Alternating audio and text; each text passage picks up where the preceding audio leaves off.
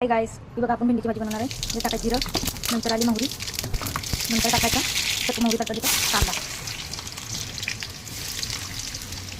आता कांदाही झाला का त्यात टाकायचा पण लसूण थोडा. लसणाला पण 2 मिनिटं परतून घ्यायचं मस्त मग गव्हाची ती. त्याच्यानंतर टाकायचं टोमॅटो. टोमॅटो परतलं का आपण त्यात टाकायची भेंडी. भेंडी अशा प्रकारे चिरून घेतलेल्या. तुम्हाला कोणत्या प्रकारची आवडते की तुम्ही तशी चिरून घ्या.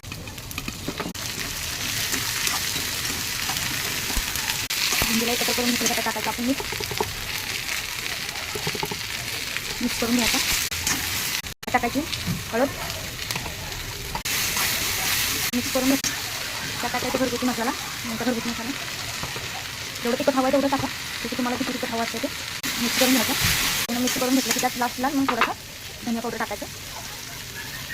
मिक्स करून घ्यायचं एकत्र. नॉर्मल पाणी. ही झाली आपली भेंडीची भाजी तयार.